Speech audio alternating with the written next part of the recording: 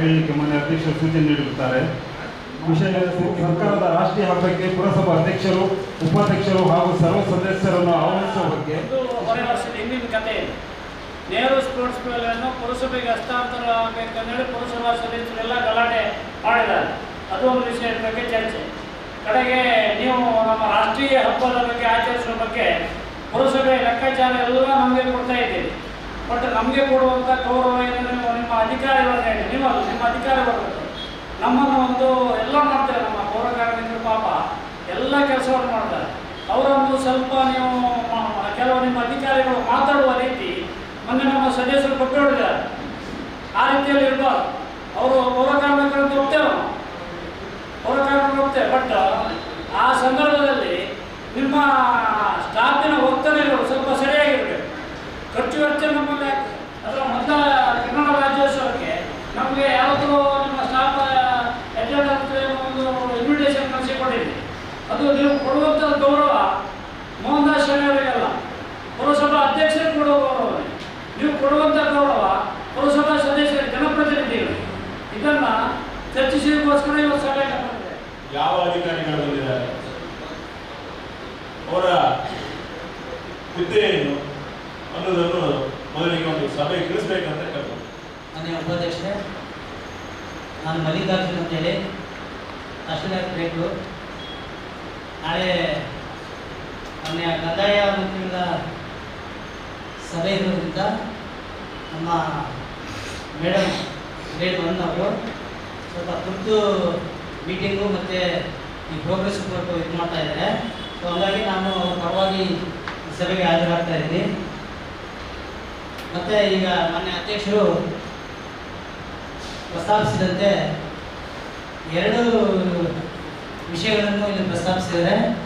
ಒಂದು, ನೆಹರು ಸಭಾಂಗಣವನ್ನು ನಿಮ್ಮ ಪುರಸಭೆಯ ವ್ಯಾಪ್ತಿಗೆ ಹಸ್ತಾಂತರ ಮಾಡ್ತಕ್ಕಂಥದ್ದು ಒಂದು.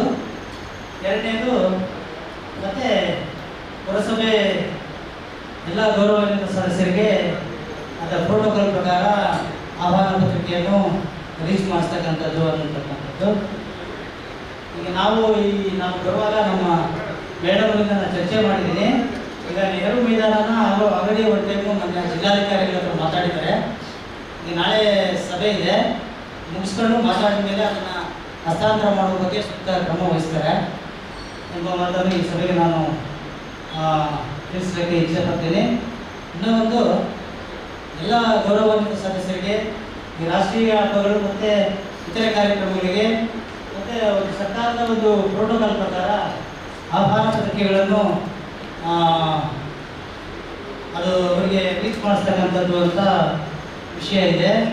ಬಟ್ ನಾವು ಈ ಪ್ರೋಟೋಕಾಲ್ ಪ್ರಕಾರ ಎಲ್ಲ ತಾಲೂಕಿನ ಎಲ್ಲ ಗೌರವಾನ್ವಿತ ಜನಪ್ರತಿನಿಧಿಗಳು ಸಹ ಆ ಇಲಾಖೆಯ ಮುಖ್ಯಾಧಿಕಾರಿಗಳಿಂದ ನಾವು ಎಲ್ಲ ಆಹ್ವಾನ ಪತ್ರಿಕೆಗಳನ್ನು ಕಳಿಸ್ಬಿಟ್ಟು ಅವರಿಗೆ ಗೌರವಾನ್ವಿತ ಸದಸ್ಯರುಗಳಿಗೆ ಕೊಡ್ತಕ್ಕಂಥದ್ದು ನಮ್ಮ ಈ ಸಂಪ್ರದಾಯ ಇದೆ, ಪ್ರೋಟೋಕಾಲ್ ಇದೆ. ಅದೇ ಪ್ರಕಾರ ತಾಲೂಕು ಪಂಚಾಯತಿ ಇರ್ಬೋದು, ಗ್ರಾಮ ಪಂಚಾಯತಿ ಇರ್ಬೋದು, ಜಿಲ್ಲಾ ಪಂಚಾಯತಿ ಇರ್ಬೋದು, ತಾಲೂಕು ಪಂಚಾಯತಿ ಇರ್ಬೋದು, ಮತ್ತು ಪುರಸಭೆ ಇರ್ಬೋದು, ಆಯಾ ಮುಖ್ಯಾಧಿಕಾರಿಗಳಿಗೆ ಎಷ್ಟು ಜನ ಮೆಂಬರ್ಸ್ ಇದ್ದಾರೆ, ಅಧ್ಯಕ್ಷರು ಉಪಾಧ್ಯಕ್ಷರು ಸೇರಿಕೊಂಡು ಆ ಎಲ್ಲ ಅಷ್ಟು ಆಹ್ವಾನ ಪತ್ರಿಕೆಗಳನ್ನ ಒಂದು ಗೌರಿ ಲೆಟರ್ ಹಾಕ್ಬಿಟ್ಟು ಸಂಬಂಧಪಟ್ಟ ಅಧಿಕಾರಿಗಳಿಗೆ ಕಳಿಸ್ತೀವಿ. ಅವರು ಇಂಟರ್ನು ಆ ಸಂಬಂಧಪಟ್ಟ ಗೌರವಾನ್ವಿತ ಸದಸ್ಯರಿಗೆ, ಅಧ್ಯಕ್ಷರಿಗೆ, ಉಪಾಧ್ಯಕ್ಷರಿಗೆ, ಅಧೀನ ಅಧಿಕಾರಿಗಳು ನಮ್ಮ ಪುರಸಭೆ ನೌಕರರಿಗೆ ಸರಿಯಾಗಿ ವರ್ತನೆ ಮಾಡ್ತಾ ಇಲ್ಲ ಅಂತಂಥದ್ದು ಅದನ್ನು ನಾವು ಗಮನ ಹರಿಸ್ತೀವಿ. ಮತ್ತು ಪರ್ಟಿಕ್ಯುಲರ್ ಯಾರೆಲ್ಲ ಏನಿದ್ರೆ ನಾವು ಅವರಿಗೆ ಒಂದು ಶಿಸ್ತಾಗಿ ಶೋಕಾಸ್ ನೋಟಿಸ್ ಕೊಟ್ಬಿಟ್ಟು ನಾವು ಅದನ್ನು ವಾರ್ ಮಾಡಿಬಿಟ್ಟು ಒಂದು ಟೈಮ್ ತಿಳ್ಕೊಳ್ಳೋಕ್ಕೆ ಅವಕಾಶ ಕೊಡ್ತೀವಿ. ಇನ್ನೂ ಅವ್ರು ಏನಾದರೂ ಅದೇ ವರ್ತನೆನ ನಾವು ಮುಂದುವರಿಸಿದರೆ ನಾವು ಕ್ರಮ ತಗೊಳ್ತಕ್ಕಂಥದ್ದು ಮಾಡ್ತೀವಿ ಅಂತ ಈ ಸಭೆಗೆ ತಿಳಿಸ್ತಾ, ಮತ್ತೇನಾದರೂ ನಮ್ಮ ಕಂದಾಯ ಇಲಾಖೆಯಿಂದ ಏನಾದರೂ ಇಶ್ಯೂಸ್ ಇದ್ದರೆ ಹೇಳಿದ್ರೆ ದಯಮಾಡಿ ನಾನು ಕೇಳ್ಕೊಳಕ್ಕೆ ಇಷ್ಟಪಡ್ತೀನಿ. ಒಂದಿಷ್ಟು ಮಾಹಿತಿ ಹೇಳ್ಕೊಡು. ನಾವು ಹಿಂದಿನಿಂದಲೂ ಹೇಳ್ತಿದ್ದೇವೆ, ನೆಹರು ಮೈದಾನ ಎನ್ನುವುದು ನಮ್ಗೆ ಹಸ್ತಾಂತರ ಮಾಡಿ ಅಂತ ಕೇಳಿರುವಂಥದ್ದಲ್ಲ. ನಿಮಗೆ ನೀವು ಆಚೆ ನೋಡಿ, ನಾನು ಮಾತಾಡೋದು ಕೇಳಿ. ನೆಹರು ಮೈದಾನನ್ನ ಹಸ್ತಾಂತರ ಮಾಡಿ ನಮಗೆ ಕೊಡಿದಂತ ಡಿಮಾಂಡ್ ಇಡುವಂಥದ್ದಲ್ಲ. ನೋಡಿ, 1985 ಇಸ್ವಿಯಲ್ಲಿ ಗೆಜೆಟ್ ನೋಟಿಫಿಕೇಶನ್ ಆಗುತ್ತೆ ಕರ್ನಾಟಕ ಸರ್ಕಾರದಿಂದ.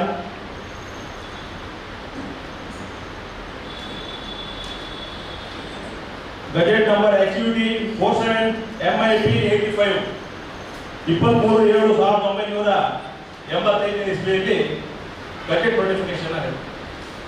ಅದರಲ್ಲಿ ಆವಾಗ ಮಂಗಳೂರು ಕಮಿಷನರ್ ಕಾರ್ಪೊರೇಟ್ ಕಮಿಷನರಿಗೆ ಅದರಿಂದ ಒಂದು ಆದೇಶವು ಬರುತ್ತೆ. ನೋಡಿ, ದಕ್ಷಿಣ ಕನ್ನಡ ಅಂದ್ರೆ ಆವಾಗ ಒಂದು ದಕ್ಷಿಣ ಕನ್ನಡ ಆಗಿತ್ತು, ಉಡುಪಿ ಜಿಲ್ಲೆ ಆಗಿರಲಿಲ್ಲ, ಒಂದೇ ಇದರಲ್ಲಿ ಒಂದು ಡಿಸ್ಟ್ರಿಕ್ಟ್ ಒಂದೇ ಆಗಿತ್ತು. ನೋಡಿ, ನಿಮ್ಮ ಊರುಗಳಿರುವಂತ ಎಲ್ಲ ಆಟದ ಮೈದಾನಗಳನ್ನು, ಪಾರ್ಕ್ಗಳನ್ನು ಎಲ್ಲವನ್ನು ನೀವು ಸುರಕ್ಷತೆ ಮಾಡಬೇಕು. ಈ ಆಟದ ಮೈದಾನಗಳನ್ನ ನೀವು ಚೊಕ್ಕವಾಗಿ ಇಟ್ಟು ಅದನ್ನ ಉಳಿಸಿಕೊಳ್ಳುವಂತ ಪ್ರಯತ್ನಗಳು ಮಾಡಬೇಕು. ಮತ್ತೆ ಆ ಆಟದ ಮೈದಾನದ ನಿರ್ವಹಣೆಯನ್ನ ಸ್ಥಳೀಯ ಆಡಳಿತ, ಲೋಕಲ್ ಬಾಡಿಯವರೇ ಅವರೇ ಮಾಡಬೇಕು, ಅವರಿಗೆ ನೀವು ಹಸ್ತಾಂತರ ಮಾಡಬೇಕಂತ 1985 ಇಸ್ವಿಯಲ್ಲಿ ನೋಟಿಫಿಕೇಶನ್ ಆಗುತ್ತೆ. ನಾವು ಮಾಡಿರುವಂಥದ್ದಲ್ಲ, ಸರ್ಕಾರ ಮಾಡಿರುವಂಥದ್ದು. ಆವಾಗಿನಿಂದಲೂ ಸಹ ಆವಾಗ ನೆಹರು ಮೈದಾನ ಎನ್ನುವುದು 4 ಎಕರೆಗಿಂತ ಜಾಗ ಇದೆ. 4 ಎಕರೆ ಯಾವಾಗ ನೋಟಿಫಿಕೇಶನ್ ಆಗುವ ಟೈಮ್ ಇದೆ. ಅದ ನಂತರ ದಿನಗಳಲ್ಲಿ ಈ ಕಂದಾಯ ಇಲಾಖೆಯವರು ಏನ್ ಮಾಡ್ತಾರೆ ಅಂತ ಹೇಳಿದ್ರೆ, ಯಾವ ಉದ್ದೇಶ ಇಟ್ಕೊಂಡಿದ್ರು ನಮ್ಗೆ ಗೊತ್ತಿಲ್ಲ. ಇರುವಂತ ಜಾಗಗಳನ್ನ ಒಂದಿಷ್ಟು ಯಾವುದೋ ಒಂದು ಖಾಸಗಿ ಸ್ಪೋರ್ಟ್ಸ್ ಕ್ಲಬ್ಗಳಿಗೆ ಕೊಡ್ತಾರೆ, ಒಂದಿಷ್ಟು ಜಾಗಗಳನ್ನ ವಸತಿ ಶಾಲೆ, ಬಿಡಿ ಅವರು ವಸತಿ ಶಾಲೆ ಕೊಟ್ಟ ಬಗ್ಗೆ ನಮ್ಗೆ ಆಕ್ಷೇಪ ಇಲ್ಲ, ಕೊಟ್ಟಿದ್ದಾರೆ. ಒಂದಿಷ್ಟು ಇದನ್ನ ಶಾಲಾ ಮೈದಾನ ಅಂತ ಒಡರೋಡಿ ಶಾಲೆ ಕೊಡ್ತಾರೆ. ಅಲ್ಲಿ ಒಂದು ಕೊಟ್ಟ ಜಾಗದಲ್ಲಿ ಮೇಲ್ಗಡೆ ಒಂದು ಖಾಸಗಿ ಒಂದು ಕ್ಲಬ್ಬಿನ ಒಂದು ಬಿಲ್ಡಿಂಗ್ ಆಗಿದೆ. ಆದ್ರೆ ನೋಟಿಫಿಕೇಶನ್ ಅಲ್ಲಿ ಸ್ಪಷ್ಟವಾಗಿ ಹೇಳ್ತಾರೆ, 1900 ಆಟದ ಮೈದಾನ ಮತ್ತು 1985 ಅಧಿನಿಯಮದ ಪ್ರಕಾರ ಆಟದ ಮೈದಾನ ಮತ್ತು ಬಯಲು ಸ್ಥಳಗಳ ಸಂರಕ್ಷಣೆ ಹಾಗೂ ನಿಯಂತ್ರಣ ಅಧಿನಿಯಮದಲ್ಲಿ ಸ್ಪಷ್ಟವಾಗಿ ಹೇಳುತ್ತೆ, ನೀವು ಯಾವುದೇ ಆಟದ ಮೈದಾನವನ್ನ ಬೇರೆ ಯಾವುದೇ ಇಲಾಖೆಗಿರಲಿ, ಖಾಸಗಿಯವರಿಗಿರಲಿ ಅಥವಾ ಯಾವುದೇ ಲೀಸಿ ಕೊಡುವಂಥದ್ದಿರಲಿ ಮಾಡಬಾರ್ದು. ಆ ಥರ ಏನಾದ್ರು ಮಾಡಿ ಅಲ್ಲಿ ಏನಾದ್ರು ಅಭಿವೃದ್ಧಿ ಆಗದಿದ್ರೆ, ಅಲ್ಲಿ ಏನಾದ್ರು ವ್ಯವಹಾರ ಚಟುವಟಿಕೆಗಳಾಗದಿದ್ರೆ ಅದನ್ನು ತಕ್ಷಣ ಪುರಸಭೆ ರದ್ದು ಮಾಡಬೇಕು, ಲೈಸೆನ್ಸ್ ಅನ್ನು ರದ್ದು ಮಾಡಿ ಸ್ಪಷ್ಟ ನಾವು ಹೇಳೋದಾದ್ರೆ ಈ ಅಧಿನಿಯಮದಲ್ಲಿ ಇಲ್ಲಿಗೆ ಓದ್ಕೊಳ್ಬೇಕು. ಅಧಿನಿಯಮ ಇಲ್ಲಿ ಇದರಲ್ಲಿ ಸ್ಪಷ್ಟವಾಗಿ ಹೇಳ್ತಾರೆ. ಆದ್ರೆ ಇವ್ರು ಏನ್ ಮಾಡ್ತಾರೆ ಅಂತ ಹೇಳಿದ್ರೆ, ಅಲ್ಲಿ ಇರುವಂತ ಅಷ್ಟು ಜಾಗವನ್ನ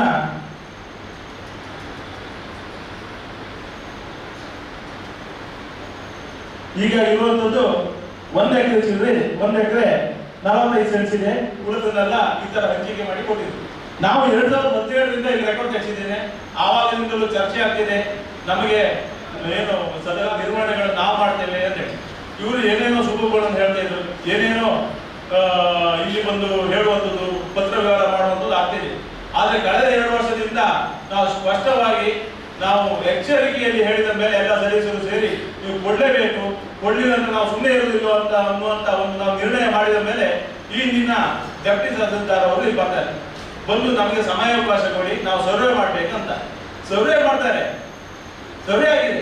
ಸರ್ವೆ ಆಗಿ ಏನ್ ಮಾಡಿದ್ರು ಅಂತ ಹೇಳಿದ್ರೆ, ಅವ್ರಿಗೆ ಏನ್ ಬಚಾವಾಗಬೇಕು ನೋಡಿ, ಅದಕ್ಕೋಸ್ಕರ ಅದನ್ನೆಲ್ಲ RDC ವಿಂಗಡಣೆ ಮಾಡ್ಕೊಂಡು ಕೂತ್ಕೊಂಡಿದ್ದಾರೆ. ಅದ್ ನಂತರವೂ ಸಹ ಇಲ್ಲಿ ಬಂದಂತ 4-5 ಪತ್ರ ವ್ಯವಹಾರದಲ್ಲಿ ಮಧ್ಯದಲ್ಲಿ ಹೇಳ್ತಾರೆ, ಹಿರಿಯ ನಾಗರಿಕ ವೇದಿಕೆಯವರಿಗೆ ಡಿಮಾಂಡ್ ಇಟ್ಟಿದ್ದಾರೆ, ಅವ್ರ ಬಗ್ಗೆ ನಾವು ನೋಡಿ ಅದನ್ನೆಲ್ಲ ನಮಗೆ ಅಗತ್ಯನೇ ಇಲ್ಲ. ಇವರಿಗೆ ಊರಲ್ಲಿ ಇರುವಂತ 1000 ಜನ ಡಿಮಾಂಡ್ ಕೊಡ್ಬೋದು, ಅದು ನಮ್ಗೆ ಅಗತ್ಯ ಇಲ್ಲ. ನಾವು ಸರ್ಕಾರದ ಆದೇಶ ಏನಾಗಿದೆ ಅಧ್ಯಕ್ಷ, ಅದ್ರ ಪ್ರಕಾರ ನಾವು ಇವ್ರು ಕೊಡ್ಬೇಕು. ನಾವು ಅಷ್ಟೇ ಹೇಳ್ತೇವೆ. ನಾವು ಇವ್ರ ಹತ್ರ ಸುಮ್ಮನೆ ನಮ್ಗೆ ಕೊಡಿ, ನಮ್ಗೆ ಅನಾವಶ್ಯಕ, ನಮ್ಗೆ ಯಾವ್ದು ಜಾಗ ನಾವಲ್ಲಿ ಅಭಿವೃದ್ಧಿ ಮಾಡ್ತೀವಿ ಅನ್ನೋಂಥದ್ದಲ್ಲ. ಅದೆಲ್ಲ ಆದ್ಮೇಲೂ 2023ರಲ್ಲಿ ನಮ್ಮ ಬೋರ್ಡ್ ಮುಗಿದರೆ, ಬೋರ್ಡ್ ಆಗುದಿಲ್ಲ, ಇಲೆಕ್ಷನ್ ಬರ್ತದೆ, ಅಧ್ಯಕ್ಷದ ಮೀಸಲಾತಿ ಬರುವುದಿಲ್ಲ. ಈ ಮಧ್ಯದಲ್ಲಿ ಇವರು ಇನ್ನೂ ಸ್ವಲ್ಪ ಒಂದು ಏನು ಇವರ ಅತಿ ಬುದ್ಧಿವಂತಿಕೆ ಪ್ರಯೋಗ ಮಾಡಿ ಪುರಸಭೆಗೆ ಇವರಿಗೆ ಅಷ್ಟೇ ಹೇಳಿದ್ರು, ಇವರು ಮಾಹಿತಿ ಕೊಟ್ಟಿದ್ರು. ಜಿಲ್ಲಾಧಿಕಾರಿ ಅವರ ಹತ್ರ ಹೋಗ್ತೇವೆ, ಜಿಲ್ಲಾಧಿಕಾರಿ ಅವರ ಆದೇಶ ತಗೊಳ್ತೇವೆ, ಹಸ್ತಾಂತರದ ಬಗ್ಗೆ ಅವರಿಗೆ ಮಾಹಿತಿ ಕೊಡ್ತೇವೆ, ಅವರು ನಮಗೆ ಏನಂತ ತಿಳಿಸಿದ ಮೇಲೆ ಕ್ರಮ ಕೈಗೊಳ್ತೇವೆ ಅಂತ ಈಗಷ್ಟೇ ನಮಗೆ ಮಾಹಿತಿ ಸಭೆ ಕೊಟ್ಟಿದ್ರು. ನೋಡಿ 7/3/24 ಇದ್ದಾವೆ. ನಮ್ಮ RI ಅವರು ಅಲ್ಲಿ ಹೋಗಿ ಸ್ಪಾಟ್ ಇನ್ಸ್ಪೆಕ್ಷನ್ ಮಾಡಿದ್ದಾರೆ, ಅವರು ವರದಿ ನೀಡಿದ್ದಾರೆ ನಮಗೆ. ಆ ವರದಿ ಪ್ರಕಾರ ಆ ಪ್ಲೇ ಗ್ರೌಂಡ್ ಅನ್ನುವಂಥದ್ದು RTCಯಲ್ಲಿ ಆಟದ ಮೈದಾನ, ಕ್ರಿಕೆಟ್ ಗ್ರೌಂಡ್ ಅಂತ ಹಕ್ಕುಗಳಲ್ಲಿ ದಾಖಲಾಗಿದೆ. ಆ ದೃಷ್ಟಿಯಿಂದ ನಮ್ಗೆ ಅದನ್ನು ಕೊಡ್ಲಿಕ್ಕೆ ಬರುವುದಿಲ್ಲ ಇನ್ನೊಂದು ಹತ್ತಿರದಲ್ಲಿ ಇರುವಂತ ಯಾವುದು ಗಾಂಧಿ ಮೈದಾನ ನಿಮಗೆ ಸ್ಥಳೀಯವಾಗಿ ಇರುವುದರಿಂದ ನಿಮಗೆ ಆ ಜಾಗವನ್ನು ಅಗತ್ಯ ಇಲ್ಲ. ಮತ್ತೆ ಈಗಾಗಲೇ DO ಅವರು ಅಲ್ಲಿ ಒಡರೊಬ್ಬೆ ಶಾಲೆ ಇರುವುದರಿಂದ ಮಕ್ಕಳಿಗೆ ಆಟ ಆಡಲಿಕ್ಕೆ ಆ ಗ್ರೌಂಡ್ ಅನ್ನು ನಮಗೆ ಕಾಯ್ದಿರಿಸಬೇಕು ಅಂತ ಅವರು ಸಹ ಮನವಿ ಕೊಟ್ಟಿದ್ದಾರೆ. ಹಾಗಾಗಿ ನಿಮಗೆ ಅದು ಕೊಡ್ಲಿಕ್ಕೆ ಬರುವುದಿಲ್ಲ, ಸಾಧ್ಯ ಇಲ್ಲ ಅಂತ ನಮಗೊಂದು ಇದು ಉತ್ತರ ಕೊಡ್ತಾರೆ. ನಾನು ಕೇಳ್ತಾ ಇರೋದು ಅಧ್ಯಕ್ಷ, ಈ ತರ ಒಬ್ರು ತಹಸೀಲ್ದಾರು, ಜವಾಬ್ದಾರಿಯುತ ಸ್ಥಾನ ಇರುವಂತ ತಹಸೀಲ್ದಾರು ಈ ತರ ಉತ್ತರ ಕೊಡುವುದು ಎಷ್ಟು ಸರಿ ಅಧ್ಯಕ್ಷ? ನೋಡಿ, ಅವರು ನಮಗೆ ಸ್ಪಷ್ಟವಾಗಿ ಈ ಹಿಂದೆ ಬಂದಾಗಲೂ ಆವಾಗ ಡೆಪ್ಟಿ ತಹಸೀಲ್ದಾರ್ ಹೇಳಿ ಹೋಗಿದ್ದಾರೆ, ಇಲ್ಲ ನಾವು ನಿಮಗೆ 2 ತಿಂಗಳಲ್ಲಿ ಅದು ಏನಿತ್ತು ಅದು ಆ ಪ್ರೊಸೀಜರ್ ಮುಗಿಸಿ ನಿಮಗೆ ಹಸ್ತಾಂತರ ಮಾಡಿ ಕೊಡ್ತೇವೆ, ನೀವೇ ನೋಡ್ಕೊಡುದು ಅಂತ. ಈಗ ಇಲ್ಲಿ ಹೇಳ್ತಾರೆ DO ಅವರು ಹಾಗೆ ಅಲ್ಲಿ ಮನವಿ ಕೊಟ್ಟಿದ್ದಾರೆ, ನಿಮ್ಗೆ ಕೊಡ್ಲಿಕ್ಕೆ ಬರುವುದಿಲ್ಲ, ಮತ್ತೆ ನಿಮ್ಗೆ ಬೇರೆ ಯಾವ್ದು ನೋಡಿ, ಬೇರೆ ಯಾವ್ದು ಗ್ರೌಂಡ್ ಇತ್ತು ಬಿಡೋದು ನಮ್ಗೆ ಗೊತ್ತಿಲ್ಲ. ಆದ್ರೆ ನೆಹರು ಮೈದಾನ ಸರ್ಕಾರದ ಆದೇಶದ ಪ್ರಕಾರ ನಮ್ಗೆ ಹಸ್ತಾಂತರ ಮಾಡ್ಬೇಕು, ಹಸ್ತಾಂತರ ಮಾಡಿ. ಇದ್ರಲ್ಲಿ ನಿಮ್ಗೆ ಏನಾದ್ರು ಸಮಸ್ಯೆ ಇದೆಯಾ? ನಿಮ್ಗೆ ಏನಾದ್ರು ಸಮಸ್ಯೆ ಇದ್ರೆ ಹೇಳಿ. ಸುಮ್ಮನೆ ಇಂಥ ಸ್ವಭಾವಗಳನ್ನು ಹೇಳುವಂಥದ್ದು, ಇಂಥ ಒಂದು ಬೇಜವಾಬ್ದಾರಿ, ಒಬ್ಬ ಜವಾಬ್ದಾರಿಯಿಂದ ಒಬ್ಬ ತಹಸೀಲ್ದಾರ್ ಆಗಿ ಈ ತರ ಬೇಜವಾಬ್ದಾರಿಯುತ ಉತ್ತರ ಕೊಡುವಂಥದ್ದು ಎಷ್ಟು ಸರಿ ಅನ್ನುವಂಥದ್ದು ನನ್ನ ಪ್ರಶ್ನೆ. ಹಾಗೆ ಅಲ್ಲ, ನಾನೊಂದು ಆಗ್ತೇನೆ ಹೈಕೋರ್ಟ್ ನಿಮ್ಮ ದಾವೆ ಹಾಗೆ ಆಗ್ತೇನೆ. ಇದು ಹೇಗೆ ಕ್ರಿಕೆಟ್ ಗ್ರೌಂಡ್ ಅಂತ ಬಂತು ಹೊಕ್ಕುಗಳಲ್ಲಿ ಸ್ವಲ್ಪ ನೋಡುವಂತ ಮತ್ತು ಸ್ವಲ್ಪ ಮುಂದುವರೆಗೆ ನೋಡೋದಿಗೆ ಇವರು ಮತ್ತು ಎಂತ ಕಾರಣಾಕ್ಷರ ಅಂತ ಹೇಳಿದ್ರೆ ಸರ್ವೆ ನಂಬರ್ 110 2A3 ಈ ನಂಬರಿನ RDC ಅಂತ ತೆಗಿಲಿಕ್ಕೆ ಹೋದ್ರೆ ಅವರಿಗದು ನೋಡಿ, RDC ತೆಗೆಯುವಾಗ ಹಿಂದಿನ RDC ಬೇಕಂತ ಹೇಳಿದ್ರೆ RDC ಯಾವಾಗ ಇದು ಕಂಪ್ಯೂಟರ್ ಕೃತ ಆಗಿದೆಯೋ ಆವಾಗ ಆಗಿರೋದು ಎಲ್ಲ RDCಗಳು ಬರ್ತದೆ. ಸಾಧಾರಣ 2000 ಇಸ್ವಿವರೆಗಿದ್ದು ಬರುತ್ತೆ. ಆದ್ರೆ ಈ RDC ಮಾತ್ರ ಒಂದು ಸ್ಪೆಷಲ್ ಇದು. ಇಡೀ 2002 ಬರುತ್ತೆ, 2002 ಇಸ್ವಿಯಿಂದ ಯಾವ್ದು ಬರ್ತಿಲ್ಲ, 2022 ನಂತರ ಬರುತ್ತೆ. ಯಾಕಂತ ಹೇಳಿದ್ರೆ ನೋಡಿ, 2000 ಇಸ್ವಿಯಲ್ಲಿ ಇಲ್ಲಿ ಇದೆ, ಇಲ್ಲಿ ಸರ್ಕಾರಿ ಜಾಗ, ಅದರಲ್ಲಿ ಹಂಚಿನ ಸ್ಪೋರ್ಟ್ಸ್ ಕಟ್ಟಡ, ಗಾಜಿನ ರೂಮು, ಭೋಜನ ಕಟ್ಟಡ. ಆದ್ರೆ ಹಕ್ಕುಗಳಲ್ಲಿ ಏನೂ ಇಲ್ಲ, ಆವಾಗ ಇರ್ಬೇಕು ಹಕ್ಕು. ಅಲ್ಲಿ ಆಟದ ಮೈದಾನ, ಕ್ರಿಕೆಟ್ ಗ್ರೌಂಡ್ ಅನ್ನುವಂತ ಹಕ್ಕು ಇರ್ಬೇಕಿತ್ತಲ್ಲ, ಇವ್ರದೇ ಅಲ್ಲ. ಅಂದ್ರೆ ಮುಖ್ಯ ಕಾರಣ ಕ್ರಿಕೆಟ್ ಗ್ರೌಂಡ್, ಹಾಗಾಗಿ ನೀವು ಕೊಡು ಬರೋದು. ಆದ್ರೆ 2022ರಲ್ಲಿ ಸಡನ್ ಆಗಿ ಅಲ್ಲಿ ಕ್ರಿಕೆಟ್ ಗ್ರೌಂಡ್ ಅಂತ ಬರುತ್ತೆ. ನಾನು ಹೇಳುದು, ಈ RDC ಹಕ್ಕುಗಳಲ್ಲಿ ಕಾಲಮ್ ಅಲ್ಲಿ ಎಂಟ್ರಿ ಮಾಡುವಂಥದ್ದು, RDC ತಿದ್ದುಪಡಿ ಮಾಡುವಂಥದ್ದು, ಪ್ರತಿಯೊಂದು ಮಾಡುವಂಥದ್ದು ಯಾವ ಇಲಾಖೆ? ನನ್ನ ಇಲಾಖೆ. ಇವ್ರಿಗೆ ಬೇಕಾದಾಗಿ ಇವ್ರು ಏನ್ ಬೇಕಾದ್ರು ಮಾಡ್ಕೊಳ್ತಾರೆ, ಇವ್ರಿಗೆ ಬೇಕಾದಾಗಿ ಏನ್ ಬೇಕಾದ್ರು ಬರ್ಕೊಳ್ತಾರೆ. ನಾಳೆ ಆಟದ ಮೈದಾನ ಅಂತ ಬರ್ತಾರೆ, ನಾಳೆ ಇವರದಲ್ಲಿ ಮತ್ತಾವುದೋ ಇವರದ ಹಿರಿಯ ಅಧಿಕಾರಿಗಳ ಕಚೇರಿ ಇದೆ ಅಂತ ಇವ್ರು ಬರ್ತಾರೆ. ಅದು ನಿಮ್ಮ ನಾವೆಂತ ಮಾಡೋಕ್ಕಾಗುದಿಲ್ಲ. ಅದಕ್ಕೆ ನಾನು ಈಗಾಗಲೇ ಹೇಳ್ತೇನೆ ಅಧ್ಯಕ್ಷರೇ, ಈಗ ಇದ್ರ ಬಗ್ಗೆ ನಾನು ಏನೀಗ ಇಷ್ಟೆಲ್ಲ ಹೇಳಿದ್ದೇನೆ, ಇದ್ರ ಬಗ್ಗೆ ಅವ್ರು ನಮ್ಗೆ ಸ್ಪಷ್ಟ ಸಭೆಗೆ ಮಾಹಿತಿ ಕೊಡ್ಬೇಕು, ಇದಕ್ಕೆಲ್ಲ ಏನಂತ ಉತ್ತರ ಕೊಡ್ಬೇಕು. ಮತ್ತೆ ನಮಗೆ ಹಸ್ತಾಂತರ ಮಾಡೋದ್ರ ಬಗ್ಗೆ ಅವರು ಏನು ನಿರ್ಣಯ ಮಾಡ್ತಾರೆ, ಮತ್ತೆ ಈ ತರ ಸುಗು ಹೇಳಿ ಇವತ್ತು ಹೇಳಿ ಇನ್ನೊಂದು ಮೀಟಿಂಗ್ ಕೂರಿಸಿ ನಮ್ಗೆ ಒಳ್ಳೆ ಕೆಲಸ ಅಲ್ಲ. ಇವತ್ತಿನ ಮಕ್ಕಳಿಗೆ ಏನ್ ಜಾಗ ಅನ್ನೋದು ನಮ್ಗೆ ಬೇಕದು, ಆ ಮಕ್ಕಳಿಗೆ ಉಪಯೋಗ ಆಗಬೇಕು. ನೀವು ಅಲ್ಲಿ ಇದೇ ಇಲಾಖೆಯವರು ಹಣ ಬಾಡಿಗೆ ಕೊಟ್ಟು ಅಲ್ಲಿ ವ್ಯಾಪಾರ ಮಾಡ್ಲಿಕ್ಕೋಸ್ಕರ ಉಪಯೋಗ ಮಾಡ್ತಾರೆ. ನಮ್ದು ಬೇಡ. ಇವತ್ತಿನವರೆಗೆ ಅಷ್ಟು ವ್ಯಾಪಾರಗಳನ್ನು ಮಾಡ್ರು, ಬೇಕಾದಂತ ಯಾವ್ದಾವ್ದು ಎಕ್ಸಿಬಿಷನ್ಗೆ, ಮತ್ತೊಂದಕ್ಕೆ, ಇನ್ನೊಂದಕ್ಕೆ ಬೇಕಾದಕ್ಕೆ ಕೊಟ್ಟು ಹಣ ಸಂಪಾದನೆ ಮಾಡ್ರು. ಒಂದು ಕಂಪೌಂಡ್ ವಾಲ್ ಹಾಕುವಂತ ಯೋಗ್ಯತೆ ಇಲ್ಲ, ಒಂದು ಲೈಟ್ ಹಾಕುವಂತ ಯೋಗ್ಯತೆ ಇಲ್ಲ. ಇದೆಂತ ಇಲಾಖೆ ಇವರಿಗೆ ಯಾಕೆ ಅಂತ ಮೈದಾನಗಳು? ನಾನು ಹೇಳೋದು ನಮ್ಮೂರಿನ ಮೈದಾನಗಳು ನಮ್ಮೂರಿಗೆ ನಮ್ಮ ಸಂಸ್ಥೆ ಕೊಡಿದ್ವಿ, ಸ್ಥಳೀಯಗಳಿಗೆ ಕೊಡಿದ್ವಿ. ನಾವು ಸುಮ್ಮನೆ ನಾವಿಲ್ಲಿ ಕೂತ್ಕೊಂಡು ನಿಮ್ಮ ಜಾಗ ನಾವು ಬಸ್ಕೊಳ್ಳಿಕ್ಕೆ ಬಂದಿಲ್ಲ. ನಮ್ಮ ಹಕ್ಕಿದೆ, ನಮ್ಮ ಹಕ್ಕನ್ನು ನಾವು ಕೇಳ್ತಿದ್ದೆ. ನಮ್ಮ ಹಕ್ಕನ್ನು ಕೊಡಲೇಬೇಕು. ಈ ತರ ಬೇಜವಾಬ್ದಾರಿ ಉತ್ತರ ಕೊಟ್ಟು ಈ ತರ ಮಾಡುವಂತ ಸರಿ ಅಲ್ಲ ಅಂತ ನನ್ನ ಅಭಿಪ್ರಾಯ. ಅಧ್ಯಕ್ಷರೇ, ಇದಕ್ಕೆ ಸ್ಪಷ್ಟವಾದಂತ ಉತ್ತರ ಕೊಡ್ಬೇಕಂತ ನಾವು ಕೇಳ್ಕೊಳ್ತೇವೆ. ಕಳಿಸಿದ್ರೆ ಅಂತ ನಾನು ಅದ್ರ ಬಗ್ಗೆ ಏನು ಹೇಳಿಲ್ಲ, ನನಗೆ ಅದರ ಮಾಹಿತಿ ಇರಲಿಲ್ಲ. ನೀವು ಕಳಿಸಿದಿರಿ ಅನ್ನೋದು ನನಗೆ ಈ ಮಾಹಿತಿ ಇಲ್ಲ. ಬಟ್ ಏನಂದ್ರೆ ಅದು ಕಳಿಸಿದ್ರು ಕೂಡ ಇನ್ನೊಂದು ಕಳಿಸಿದ್ರೆ ತಪ್ಪು ಏನೂ ಆಗಲ್ಲ ಅಂತ ನನ್ನ ಅಭಿಪ್ರಾಯ. ಅದು ಇನ್ನೊಂದೇನೆಂದರೆ, ಈಗ ನಾನು ಇವತ್ತು ಖಡಾಖಂಡಿತವಾಗಿ ಈ ವಿಷಯವನ್ನು ನಮ್ಮ ಗ್ರೇಡ್ 1 ತಹಶೀಲ್ದಾರ್ ಅಂತ ಮೇಡಮ್ ಹತ್ರ ನಾನು ಅವರು ತುರ್ತು ಕೆಲಸದಲ್ಲಿ ಇದ್ದಿದ್ದರಿಂದ ನಾನು ಅವರ ಪರವಾಗಿ ಬಂದಿದ್ದೀನಿ. ನೀವು ಸಭೆಯಲ್ಲಿ ಏನು ಬಾಡಿ ಒಂದು ನಿರ್ಣಯ ಕೊಡುತ್ತೆ, ಒಂದು ಸರ್ವಾನುಮತದಿಂದ ತೀರ್ಮಾನಿಸುತ್ತೆ, ಅದನ್ನು ನಾನು ತಗೊಂಡು ಹೋಗ್ಬಿಟ್ಟು ಮೇಡಮ್ ಹತ್ರ ಚರ್ಚೆ ಮಾಡಿ, ಇದು ಭಾಳ ಆದ್ಯತೆಯ ವಿಷಯ ಇದೆ, ಇದನ್ನು ಇಮಿಡಿಯೇಟ್ಲಿ ಕ್ಲಿಯರ್ ಮಾಡಿ ಅಂತೇಳಿ ನಾನು ಚರ್ಚೆ ಮಾಡಿ ಇದು ಮಾಡ್ತೀನಿ. ಬಟ್ ನಾನು ಈಗಲೇ ಯಾಕಂದರೆ ನನಗೆ ಅದು ನನ್ನ ಅಧಿಕಾರ ವ್ಯಾಪ್ತಿಯಲ್ಲಿ ಇಲ್ಲ ಅದು. ಯಾಕಂದ್ರೆ ನಾನು ಅವರ ಪರವಾಗಿ ಬಂದಿರೋಂಥದ್ದು. ಯಾಕಂದ್ರೆ ಅವರು ನಾಳೆ ಮಂತ್ರಿಗಳದ್ದು ಭಾಳ ತುರ್ತು ಇಂಪಾರ್ಟೆಂಟ್ ಮೀಟಿಂಗ್ ಇರೋದ್ರಿಂದ ಅವ್ರು ಉಳ್ಕೊಂಡಿದ್ರೆ ನಾನು ಪರವಾಗಿ ಬಂದಿದ್ದೆ. ಬಟ್ ನಾನು ಈ ನಮ್ಮ ಮಾನ್ಯ ಅಧ್ಯಕ್ಷರಿಗೆ ನಾನು ಕೇಳ್ಕೊಳ್ಳೋದೇನೆಂದರೆ, ಈಗ ತಾವು ಹೇಳಿದಂತೆ ಇದನ್ನು ನಾನು ಮೇಡಮ್ ಹತ್ರ ಚರ್ಚೆ ಮಾಡಿ ಅವರೇನು ನಾಳೆ ಬೆಳಿಗ್ಗೆ ಡಿ ಸಿ ಅವ್ರ ಹತ್ರ ಚರ್ಚೆ ಮಾಡಿ ಹ್ಯಾಂಡ್ ಓವರ್ ಮಾಡೋದಕ್ಕೆ ನಾನು ಕ್ರಮ ವಹಿಸ್ತೀನಿ ಅಂತೇಳಿ ನನ್ನ ಪರವಾಗಿ ನೀವು ತಿಳಿಸಿ ಅಂತ ನಾನು ಈಗ ಹೇಳ್ತೀನಿ. ಈಗ ಇದನ್ನು ಕೂಡ ಮತ್ತೆ ನಾನು ಪ್ರಸ್ತಾಪ ಮಾಡ್ತೀನಿ. ಇದು ಭಾಳ ಅತ್ಯಂತ ಭಾಳ ಮುಖ್ಯವಾದಂಥ ವಿಚಾರ ಇದೆ. ಸಭೆಯಲ್ಲಿ ಈ ರೀತಿಯೆಲ್ಲ ಚರ್ಚೆಗಳು ತೀರ್ಮಾನಗಳು ಆದವು. ಸೊ ಇದನ್ನು ಇಮಿಡಿಯೇಟ್ಲಿ ಮಾಡೋದಕ್ಕೆ ನಾವು ಕ್ರಮ ವಹಿಸ್ತೀವಿ. ನಾವು ಟ್ರಾಫಿಕ್ ಆಗಿ ನಮಗೆ ಕಂದಾಯ ಇಲಾಖೆ ಇರುವ ಕೆಲವಾರು ಜಾಗಗಳಿವೆ, ಬರೀ ಅಲ್ಲ. ನಾವು ಟ್ರಾಫಿಕ್ ನಮ್ಮಲ್ಲಿ ಪುರಸಭೆಯಲ್ಲಿ ಟ್ರಾಫಿಕ್ ಭಾರಿ ಸಮಸ್ಯೆ ಇದೆ. ಆವಾಗ ಕೆಲವು ಜಾಗಗಳನ್ನು ಕಳಿಸಲು ಎರಡು ಎ ಸಿ ಅವರು ಬಂದು ಹೋದರು. ಆವಾಗಲೂ ನಾವು ಎ ಸಿ ಅವ್ರ ಮೂಲಕ ಕಂದಾಯ ಇಲಾಖೆ ಇರುವ ಜಾಗಗಳನ್ನು ಗುರುತಿಸ್ತೀವಿ, ಅದನ್ನು ಪುರಸಭೆಗೆ ಹ್ಯಾಂಡ್ ಓವರ್ ಮಾಡಿ ಅಂತೇಳಿ. ಇವತ್ತಿಗೂ ಆ ಕೆಲಸ ಬರೀ 2 ವರ್ಷದ ಕಥೆ ಅಲ್ಲ ಇದು, 10 ವರ್ಷದಿಂದ ನಡ್ಕೊಂಡು ಬಂದಂಥ ಕತೆ. 10 ವರ್ಷದಿಂದ ನಾವು ಆ ಜಾಗ 1985ರಲ್ಲಿ ಅಮೆಂಡ್ಮೆಂಟ್ ಆದರೂ ಕೂಡ ಅದು ಯಾರು ಅದನ್ನು ಫಾಲೋಅಪ್ ಮಾಡ್ತಿರಲಿಲ್ಲ. ಆದರೆ 10 ವರ್ಷದ ಹಿಂದೆ ನಮ್ಮ ಸರ್ಕಾರಿ ಜಾಗಗಳು ಪುರಸಭೆಗೆ ಆಧೀನಕ್ಕೆ ಬರುವಂಥ ಜಾಗಗಳನ್ನು ಗುರುತಿಸಿ ಆ ಜಾಗಗಳನ್ನೆಲ್ಲವೂ ಕೂಡ ಪುರಸಭೆಯ ಆಧೀನಕ್ಕೆ ಕೊಡಬೇಕು ಅದಂತ ರಿಕ್ವೆಸ್ಟ್ ಮೇಲೆ ಆಗ್ತಾ ಇದ್ದೀವಿ. ಆಗಾಗ ತಹಸೀಲ್ದಾರರು, ಡಿಪ್ಟಿ ತಹಸೀಲ್ದಾರರು ಅಥವಾ ಅವರ ಸಂಬಂಧಪಟ್ಟ ಅಧಿಕಾರಿಗಳು ಬಂದು ನಮಗೆ ಇಲ್ಲಿ ಆಶ್ವಾಸನೆ ಕೊಡುವುದು ರಾಜಕಾರಣಿಗಳ ಕೆಲಸ, ಅಧಿಕಾರಿಗಳ ಕೆಲಸ. ಅಧಿಕಾರಿಗಳಿಗೆ ಏನು ಇಲ್ಲಿಂದ ಅಮೆಂಡ್ಮೆಂಟ್ ಮಾಡ್ತೇವೆ ಇವ್ರು ಹೇಳಿದಾಗ ನಾವು ಕೂಡ ಒಂದು ಸ್ಥಳೀಯಾಡಳಿತ ಸಮಸ್ಯೆ ಸರ್. ಈ ಸ್ಥಳೀಯಾಡಳಿತ ಸರ್ಕಾರ ಅಂದ್ಕೊಳ್ಳಿ ನಾವಿಲ್ಲಿ ಪುರಸಭೆಗೆ ಜಾಗವನ್ನು ಕೇಳುವಂಥದ್ದು. ಯಾಕಂದರೆ ಇಲ್ಲಿ ಜಾಗಗಳ ಕೊರತೆ ಇದೆ. ಗಾಂಧಿ ಮೈದಾನ ಆಗಲಿ, ನೆಹರು ಪೇವಳಿನಲ್ಲಿ ಹೇಳಿದಾಗ 4 ಎಕರೆ ಸಂಬಂಧಪಟ್ಟ ಜಾಗ ಇತ್ತು. ಅದು ವಾಣಿಜ್ಯ ಇಲಾಖೆಗೆ, ಶಾಲೆಗೆ ಅದಕ್ಕೆಲ್ಲ ಕೊಟ್ಟು ಈಗ ಉಳಿದಂಥ ಜಾಗಗಳನ್ನು ಅದು ಸಂರಕ್ಷಣೆ ಮಾಡಬೇಕಾದ ಅಗತ್ಯತೆ ಇದೆ. ನೀವು ಬಂದವರೇ ಕೊಡ್ಬೋದು, ಆದರೆ ಪುರಸಭೆ ಕೊಟ್ಟಾಗ ಅದನ್ನು ಸಂರಕ್ಷಣೆ ಮಾಡಿ ನಾವು ಪುರಸಭೆ ಅದನ್ನು ಯಾವ ರೀತಿಯ ಮುಂದಿನ ದಿನಗಳಲ್ಲಿ ಕೊಡ್ಬೇಕಂತೇಳಿ ವಿಷಯದಲ್ಲಿ ನಾವು ತರ್ಕ ಮಾಡಿದ್ದೀವಿ. ಆವಾಗ ಪುರಸಭೆ ವ್ಯಾಪ್ತಿಯಲ್ಲಿ ಕಂದಾಯಕ್ಕೆ ಸಂಬಂಧಪಟ್ಟ ಹಲವಾರು ಜಾಗಗಳನ್ನು ಗುರುತಿಸಿದ್ದೀವಿ. ಬಹುಶಃ ನಿಮ್ಮ ಹತ್ರ ಲೀಸ್ಟ್ ಇದೆ, ಬೇಕಾದ್ರೆ ಪ್ರತಿ ಸಭೆಯಲ್ಲಿ ನಾವು ಯಾರು ಅಧ್ಯಕ್ಷರಾದಾಗ ಅಧ್ಯಕ್ಷರಿಗೆ ಕೇಳೋದು, ಅಧಿಕಾರಿಗಳನ್ನ ಕೇಳುವಂಥದ್ದು ಆಗ್ತದೆ. ಬಿಟ್ಟರೆ ನಮಗೆ ಇವತ್ತಿಗೂ ಅದು ಕಾರ್ಯಗತವಾಗಿಲ್ಲ. ಬಹುಶಃ ಇವತ್ತು ನಿಮಗೆ ಮನಸ್ಸಿಗೆ ನೋವಾಗಿರ್ಬೋದು.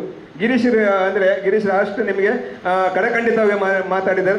ನಮ್ಮಲ್ಲಿ ಇದು ಕೂಡ ಪುರಸಭೆ ಕೂಡ ಒಂದು ಸರ್ಕಾರಿ ಅಧಿಕಾರಿಗಳ ಇದರಲ್ಲಿ ಪುರಸಭೆಯ ಆಡಳಿತ ಇದೆ. ನಿಮಗೆ ಪುರಸಭೆಯಲ್ಲಿ ನಿಮಗೆ ತಾಲೂಕು ಕಚೇರಿಯಲ್ಲಿ ಆಡಳಿತ ಇಲ್ಲ. ನೀವು ಕಂದಾಯ ಅಧಿಕಾರಿ, ಕಂದಾಯ ಮಿನಿಸ್ಟ್ರು ಅವರು ಬಂದಾಗ ಏನಾದರೂ ನಿಮ್ಮ ರಿಪ್ಲೈ ಕೊಡುವಂಥದ್ದು, ಡಿ ಸಿ ಕೊಡುವಂಥದ್ದು. ನಾವು ಡಿ ಸಿ ಹತ್ರ ಕೂಡ ಮನವಿ ಮಾಡಿದ್ದೇವೆ. ಈಗ ಇದನ್ನು ಡಿ ಸಿಗೆ ಹೋದರೂ ಕೂಡ ಇಲ್ಲಿ ಬರುವುದು ನಿಮ್ಮ ಕಂದಾಯ ಇಲಾಖೆ ಸಭೆಗೆ ಮಾಹಿತಿಯನ್ನು ಕೊಡ್ತೇನೆ. ನಂತರ ನಮ್ಮ ಮುಂದಿನ ಸಭೆಯ ತೀರ್ಮಾನ ತಾವು ತಗೋಬೇಕಾಗುತ್ತೆ. ತಾವು ಅನುಮತಿ ಕೊಟ್ಟರೆ ಆ ರೀತಿಯಾಗಿ ಮಾಡ್ತೀನಿ. ನಾನೇ ಖುದ್ದಾಗಿ ಹೋಗಿ ಅದೇನಾಗಿದೆ, ಯಾಕೆಂದರೆ ತಾಲೂಕು ದಂಡಾಧಿಕಾರಿಗಳು ಬರಹ ರೂಪದಲ್ಲಿ ಕೊಟ್ಟಿದ್ದಾರೆ, ನೀಡಕ್ಕೆ ಬರೋದಿಲ್ಲ ಅಂತ. ಅದರ ಒಬ್ಬ ಆಫೀಸರ್ ಆ ಥರ ಕೊಟ್ಟಿದ್ದಾರೆ, ಅದರಿಂದ ಏನೋ ಒಂದು ಇರುತ್ತೆ. ಅದನ್ನು ಕೂಲಂಕುಷವಾಗಿ ಒಂದು ಪತ್ರಗಳ ಮುಖೇನ ಮತ್ತು ಅವರ ಕರ್ತವ್ಯಗಳು ಮತ್ತು ನಮ್ಮ ಕರ್ತವ್ಯಗಳನ್ನ ಪರಸ್ಪರ ಪ್ರಶ್ನೆ ಮಾಡೋದು ತೋಚುತ್ತೆ. ಅನುಮತಿ ಕೊಟ್ಟರೆ ನಾನು ಆ ರೀತಿ ಮಾಡ್ತೀನಿ. ಸಭೆ ಅನುಮತಿ ಕೊಟ್ಟರೆ ನೀವು ಮಾತಾಡಬೇಡ, ಹೇಳಿ ಮೊದಲೇ ಅವ್ರು ಏನು ಹೇಳಿದ್ರು. ಈಗ ಸಭೆಗೆ ಏನು ಹೇಳಿದ್ರು, ತೀರ್ಮಾನ ಏನು ಕೊಟ್ಟರು, ಏನು ಮಾಡಿ ನೋಡಿರಿ ಅವ್ರು ಕೊಟ್ಟ ತೀರ್ಮಾನ ರೆಕಾರ್ಡ್ ಉಂಟೀಗ, ಬೇಕಾದ್ರೆ ತುಂಬ ಕೇಳ್ಬೋದು.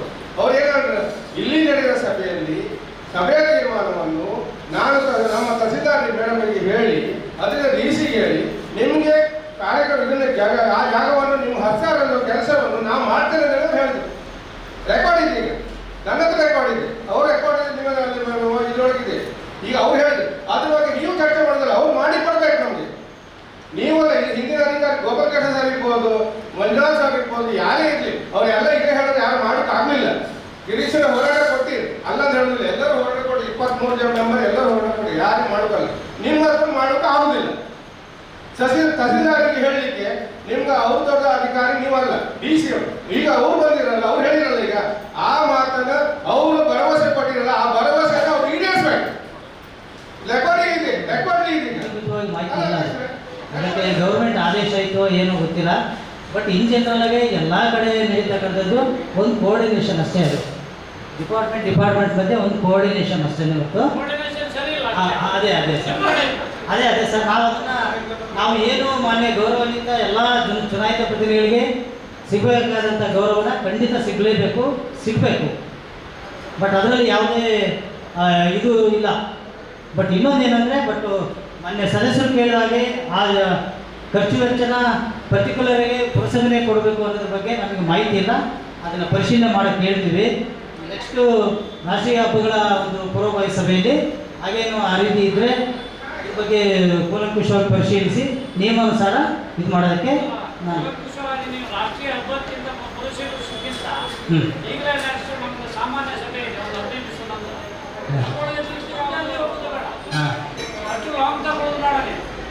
ಅಷ್ಟು ಲಾಂಗ್ ತಗೊಳ್ಳೋದು ಬೇಡ ಟೈಮನ್ನು.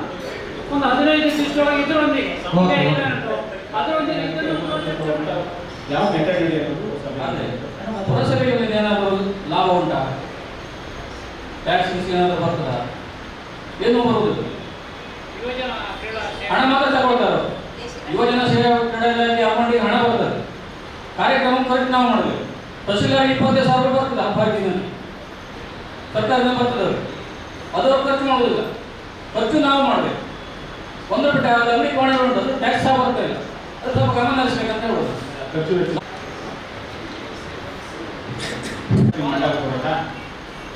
ಅವ್ರು ಸ್ವಲ್ಪ ಪರಿಶೀಲನೆ ಮಾಡಿ ಖರ್ಚು ವೆಚ್ಚ ಅವ್ರದ್ದೇ ಇಲಾಖೆಗೆ ತುಂಬ ಕ್ರೀಡಾ ಕಾರ್ಯಕ್ರಮಗಳಾಗ್ತದೆ, ಒಂದೊಂದು ಬರ್ತದೆ, ಎಲ್ಲವೂ ಬರ್ತದೆ. ಅದರ ನಂತರ ಅದನ್ನು ನಾವು ಮಾಡೋದು ಅವರು ಮಾಡೋದು ಅಂದರೆ ಸ್ವಲ್ಪ ನಮ್ಮೊಳಗೆ ಗೊಂದಲ ಇದೆ. ಈಗ ನಾವು ಬೋರ್ಡ್ ಆದ ಮೇಲೆ ಅದಕ್ಕೆ ಸಂಬಂಧಪಟ್ಟಂತೆ ಒಂದು ವ್ಯವಸ್ಥೆಯನ್ನು ನಾವು ಮಾಡಿ ಅವರಿಗೆ ಬಿಲ್ ಕೊಡುವಂಥದ್ದೇನು ನಿಶ್ಚಯ ಮಾಡಿದ್ದೆ.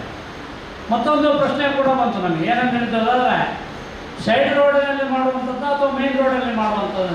ಪದೇ ಪದೇ ಮೇನ್ ರೋಡಲ್ಲಿ ಮಾಡಿ ತೆಗೆಯೋದಕ್ಕಿಂತ ಸೈಡ್ ರೋಡಲ್ಲಿ ಮಾಡಿದರೆ ಹೇಗೆ ಅಂತ ಒಂದು ನಮ್ಮ ಇದು. ಮತ್ತೊಂದು ಏನು ಹೇಳಿದರೆ ಕುಂದಾಪುರ ಈ ನಮ್ಮ ಪುರಸಭಾ ವ್ಯಾಪ್ತಿಯೊಳಗೆ ನಿಮ್ಮ ವೆಹಿಕಲ್ಗಳದ್ದು ಅಬ್ಬರ ಕಂಡಪಟ್ಟಿ ಜಾಸ್ತಿ ಆಗ್ತಾ ಉಂಟು. ಯಾಕಂದರೆ ಒಂದು ನಿಮಿಷ ಅವಕಾಶ ಕೊಟ್ಟರೆ ನಮ್ಮ ಪ್ರಶ್ನೆಗಳನ್ನು ಕೇಳಿ ನೀವು ನಮ್ಮ ಉತ್ತರ ಕೊಟ್ಟರೆ ಒಳ್ಳೆ. ಈಗ ನೀವೇ ಪ್ರಶ್ನೆ ಕೇಳ್ತಿದ್ದ ಉತ್ತರ ಕೊಡುವ. ಈಗ ನಾವು ನಿಮ್ಮ ಪ್ರಶ್ನೆ ಕೇಳೋದಲ್ಲ, ನೀವೇ ಉತ್ತರ ಕೊಡ್ತೀವಿ. ಈಗ ಅಧ್ಯಕ್ಷ ನೀವು ನೋಡಿ, ಈಗ ಕೆಲವು ವಿಚಾರ ಈಗ ಅಲ್ಲಿ ಚರ್ಚೆ ಆಯಿತು, ಮಾತಾಡಿ. ಇಲ್ಲಿ 17/5/2022 ಇಸ್ವಿಯಲ್ಲಿ ಸಂಜೆ 3 ಗಂಟೆಗೆ ಸಾಮಾನ್ಯ ಸಭೆ ಇರುತ್ತೆ. ಆ ಸಾಮಾನ್ಯ ಸಭೆಯಲ್ಲಿ ಈ ಹಿಂದೆ ಇದ್ದಂಥ ಈ ಟ್ರಾಫಿಕ್ ಸಮಸ್ಯೆ ಬಗ್ಗೆ ಮಹತ್ವವಾದಂಥ ಒಂದು ನಿರ್ಣಯ ಆಗಿದೆ. ಅದಕ್ಕಿಂತ ಮೊದಲಾಗಿದೆ, ಒಮ್ಮೆ DYSP ಶ್ರೀಕಾಂತ್ ಅವರು ಇಲ್ಲಿ ಬಂದಿದ್ರು. ಈ ಟ್ರಾಫಿಕ್ ಸಮಸ್ಯೆ ಬಗ್ಗೆ ಗಂಭೀರವಾಗಿ ಅವರು ಚಿಂತನೆ ಮಾಡಿದ್ರು. ಮತ್ತೆ ಅಲ್ಲಿ ಹೆದ್ದಾರಿಯಲ್ಲಿ ಇರುವಂತಹ ಸರ್ವಿಸ್ ರಸ್ತೆಯಲ್ಲಿ ಈ ಟ್ರಾಫಿಕ್ನವರು ಮತ್ತೆ ಸಂಬಂಧಪಟ್ಟ ಅಧಿಕಾರಿಗಳು ಏಕಮುಖ ಸಂಚಾರ ಅಂತ ಒಂದಿನ ಬೋರ್ಡ್ ಹಾಕ್ತಾರೆ. ಅದ್ರ ಬಗ್ಗೆ ಇದೇ ನಮ್ಮ ಸಭೆಯಲ್ಲಿ ಗಂಭೀರವಾದಂತ ಚರ್ಚೆ ಆಗುತ್ತೆ. ಏಕಮುಖ ಸಂಚಾರ ಅಂತ ಹಾಕ್ಲಿಕ್ಕೆ ನಿಮಗೆ ಅಧಿಕಾರ ಇದೆಯಾ? ನಿಮಗೆ ಪರ್ಮಿಷನ್ ಕೊಟ್ಟವ್ರೆ ಯಾರು? ಏಕಮುಖ ಸಂಚಾರಕ್ಕೆ ಹಿಂದೆ ತಾತ್ಕಾಲಿಕವಾಗಿ ಫ್ಲೈಓವರ್ ಕೆಲಸ ಮಾಡುವಾಗ ಏಕಮುಖ ಸಂಚಾರಕ್ಕೆ ಆದೇಶ ಜಿಲ್ಲಾಧಿಕಾರಿಗಳು ಕೊಟ್ಟಿದ್ರು, ಬಿಟ್ಟರೆ ತಾತ್ಕಾಲಿಕವಾಗಿ ಆಗುವವರೆಗೆ. ನಂತರ ಆ ಆದೇಶ ಆಟೋಮೆಟಿಕ್ಲಿ ರದ್ದಾಗುತ್ತೆ. ಅದು ಸಹ ಗಮನಕ್ಕೆ ತಂದಾದ್ಮೇಲೆ ಅವರು ಅದನ್ನು ಏಕಮುಖ ಸಂಚಾರ ತೆಗೆದರು.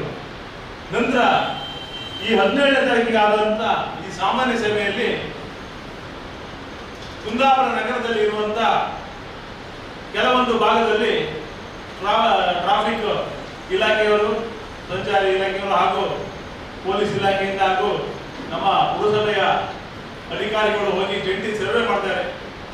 ಎಲ್ಲೆಲ್ಲಿ ಬೈಕ್ ನಿಲ್ಲಿಸಬೇಕು, ಎಲ್ಲೆಲ್ಲಿ ಮೆಂಬರ್ ಹೋಗಿದ್ರು, ಸರಿ ನಾವೆಲ್ಲ ಎಲ್ಲೆಲ್ಲಿ ಕಾರ್ಗಳು ನಿಲ್ಲಿಸಬೇಕು, ಮತ್ತೆ ನಗರದೊಳಗೆ ಈಗ ಏನೇ ಏಕಮುಖ ಸಂಚಾರ ಇದೆ ಅದು ಸಹ ಒಂದೇನೋ ಪರ್ಮಿಷನ್ ಇದೆ, ಬಿಟ್ಟರೆ ಮತ್ತೆ ಯಾವುದು ಪರ್ಮಿಷನ್ ಇರುವಂಥದ್ದಲ್ಲ, ಅದು ಸಹ ಅಧಿಕೃತಗೊಳಿಸುವ ಬಗ್ಗೆ ಇಲ್ಲಿ ನಿರ್ಣಯ ಆಯಿತು. ಫಸ್ಟಿಗೆ ಅಲ್ಲಿ ಆ ಕಡೆ ಒಂದಿಷ್ಟು ಭಾಗದಲ್ಲಿ ಗೊಂದಲ, ಈ ಕಡೆ ವೆಂಕಟರಮಣ ದೇವಸ್ಥಾನದ ಹತ್ರ ಎಲ್ಲೆಲ್ಲಿ ಮಾಡುವಂಥದ್ದೆಲ್ಲ ಗೊಂದಲ ಇತ್ತು. ಆದ ನಂತರದಿಂದಲೇ ಅದು ಒಂದು ವ್ಯವಸ್ಥಿತವಾಗಿ ಮಾಡೋದ್ರ ಬಗ್ಗೆ ಒಂದು ನಿರ್ಣಯ ಆಗಿತ್ತು. ನಿರ್ಣಯ ಆಗಿ ಅದನ್ನ ಜಿಲ್ಲಾಧಿಕಾರಿಗಳಿಗೆ ಕಳಿಸಿ ಜಿಲ್ಲಾಧಿಕಾರಿ ಅವರ ಆದೇಶ ತಂದು ಅದಕ್ಕೆ ನಾವು ಲೈನ್ ಹಾಕಿ ಆ ಲೈನ್ ಅನ್ನ ಯಾವ ಟೈಪ್ ಹಾಕುದಂತ ಮತ್ತೊಂದು ಪ್ಲಾನ್ಗಳನ್ನು ರೆಡಿ ಮಾಡಿ ಬ್ಲೂ ಪ್ರಿಂಟ್ ಸಹ ರೆಡಿ ಆಗಿದೆ. ಸರ್ವೆ ಮಾಡಿ ಬ್ಲೂ ಪ್ರಿಂಟ್ ಅಂದ್ರೆ ಎಲ್ಲೆಲ್ಲಿ ನಿಲ್ಲಿಸುವಂಥದ್ದು, ಒಂದು ವೆಹಿಕಲ್ ನಿಲ್ಬೇಕಿದ್ರೆ ಎಷ್ಟು ಸ್ಪೇಸ್ ಬೇಕು, ಒಂದು ವೆಹಿಕಲ್ ಇಂದ ಒಂದು ವೆಹಿಕಲ್ ಯಾವ ತರ ಪಾರ್ಕ್ಗಳನ್ನು ಮಾಡಬೇಕು ಅನ್ನುವಂಥದ್ದು ಚಂದವಾಗಿ ಸ್ಪಷ್ಟವಾಗಿ ಒಬ್ಬ ಟೆಕ್ನಿಷಿಯನ್ ಕರೆದು ಬಂದು ಸಹ ಅದನ್ನು ಮಾರ್ಕ್ ಮಾಡಿಕೊಟ್ಟಿದೆ. ನಾನು ಏನಾಗ್ತಾ ಇರೋದು ಅಧ್ಯಕ್ಷ ಈಗ ಅದೆಲ್ಲ ಮಾಡಿದಂಥ ನಿರ್ಣಯಗಳು, ಅದಂತ ಮಾಡಿದಂಥ ಯೋಜನೆಗಳು, ಅದೆಲ್ಲ ಮಾಡಿದಂಥ ನಮ್ಮ ಕುಂದಾಪುರಕ್ಕೆ ಹೊಸ ಕಲ್ಪನೆಗಳು ಅದೆಲ್ಲ ಎಲ್ಲಿ ಹೋಗಿದೆ? ಅದರ ಕಥೆ ಏನಾಗಿದೆ? ಕಳೆದ ನಾ ಹೇಳಲ್ಲ 2023ಕ್ಕೆ ಯಾವತ್ತು ನಮ್ಮ ಬೋರ್ಡ್ ಅವಧಿ ಮುಗ್ದೋಯ್ತು, ಆ ದಿನವೇ ಏನೇನು ಹಿಂದೆ ನಿರ್ಣಯ ಮಾಡಿದ್ದೇವೆ ಅದು ಸಹ ಮುಗ್ದೋಯ್ತು, ಅದ್ರ ಜೊತೆಲೆ ಮುಗ್ದೋಯ್ತು, ಯಾವುದು ಸಹ ಪಾಲನೆ ಇಲ್ಲ. ಇದನ್ನ ನಾನೀಗ ಈ ವಿಷಯ ಹೇಳ್ಬೋದ್ರೆ ನೀವು ಪಾಲನೆ ಇಲ್ಲ ಅಂತ ಹೇಳ್ಬೋದ್ರೆ ಇನ್ನೊಂದು 50 ಉದಾಹರಣೆಗಳನ್ನು ಕೊಡ್ಬೋದೇನು, ಆದ್ರೆ ಸುಮ್ಮನೆ ಬೇಡ, ವಿಷಯದ ಬಗ್ಗೆನೇ ಮಾತಾಡೋದು, ಬೇರೆ ವಿಷಯ ಡೈವರ್ಷನ್ ಬೇಡ. ನೀವು ಇಲ್ಲಿ ಇವತ್ತು ಮೀಟಿಂಗ್ ಇಟ್ಟಿದ್ದು ನನಗೆ, ನೀವು ಈಗ ಆ ದಿನ ನಾವು ಎಲ್ಲೆಲ್ಲಿ ಪಾರ್ಕಿಂಗ್ ಮಾಡಲಿಕ್ಕೆ ಐಡೆಂಟಿಫಿಕೇಶನ್ ಮಾಡಿದ್ದೇವೆ, ಅದ ನಂತರದಿಂದಲೇ ಏನಾಗಿದೆ, ಟ್ರಾಫಿಕ್ ಇಲಾಖೆಯಿಂದ ನಮಗೆ ಏನ್ ಮಾಹಿತಿ ಕೊಟ್ಟಿದ್ದಾರೆ, ಪೊಲೀಸ್ ಇಲಾಖೆಯವರು ಕ್ರಮ ಕೈಗೊಂಡಿದ್ರ, ಏನಾಗಿದೆ ಅನ್ನೋದ್ರ ಬಗ್ಗೆ ದಯಮಾಡಿ ಈಗ ಸಭೆ ಕೊಡ್ಬೇಕಂತ ತಮ್ಮ ಕೇಳಿ.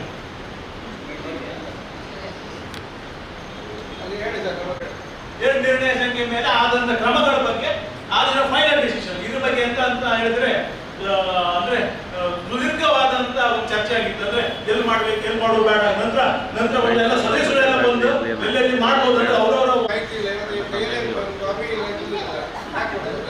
ನಾನು ಟ್ರಿಪಲ್ ರೇಡ್ ಮಾಡಿ ಹೋದ್ರೆ ಇವರು ಇಲಾಖೆ ಸುಮ್ಮನೆ ಇರ್ತಾರ ಅನ್ಕೊಳ್ಬೇಕು ಅನ್ಸರ್. ಇವತ್ತು ನೋಡಿ ಜವಾಬ್ದಾರಿಯುತ ನಾವೆಲ್ಲರೂ ಜನಪ್ರತಿನಿಧಿಗಳು, ಜನರಿಂದ ಆಯ್ಕೆ ಆದವರು, ಸ್ಥಳೀಯ ಸರ್ಕಾರ, ಈ ಸದನದಲ್ಲಿ ಇವತ್ತು ನಾವು ಇಲ್ಲಿ ಸುಮ್ಮನೆ ಮಕ್ಕಳಾಟಿಕೆ ಮಾಡ್ಲಿಕ್ಕೆ ಬಂದವರಲ್ಲ, ಅಥವಾ ನಮಗೆ ಕೆಲಸ ಕಾರ್ಯ ಇದೆ ಬಂದು ಕೂತದ್ದು ಅಲ್ಲ. ಇವರಿಗೆ 5 ನಿಮಿಷ ಮುಂಚೆ ಹೇಳಿದ ಅಧ್ಯಕ್ಷರೇ ಇನ್ನ ಮೀಟಿಂಗ್ ಕರಿಬೇಡಿ, ಇಂಥ ಮೀಟಿಂಗ್ ಯಾಕೆ ಮೀಟಿಂಗ್ ಕರೀದ್ರಿ? ಬೇಡ, ಇವ್ರು ಬರೋದು ಬೇಡ, 5 ನಿಮಿಷ ಮೊದಲು ಹೇಳಿ ಇವ್ರು ಬರೋದು ಬೇಡ ಇತ್ತಲ್ಲ, ಯಾಕೆ ಬರಬೇಕು? ಇಲ್ಲಿ ಗಾಡಿ ಚಾಲಕ್ಕೆ ಮೀಟಿಂಗ್, ಗಾಡಿ ಚಾಲಕ್ಕೆ ನಾವು ಇಲ್ಲಿ ಬಂದು ಮಾತಾಡುವಂಥದ್ದು, ನಮಗೆ ಕೆಲಸ ಇಲ್ಲ, ನಾವು ಬಾಯಿಲಿ ಕೂಗಿ ಹೋಗುವಂಥದ್ದು. ನೋಡಿ, ಈ ತರ ಮಾಡಿದ್ರೆ ಖಂಡಿತ ಈ ಸರಿಯಲ್ಲ ಅಧ್ಯಕ್ಷ. ನೋಡಿ, ಜನರಿಗೆ ಮಾಡುವಂತ ಅನ್ಯಾಯ ಇದೆ.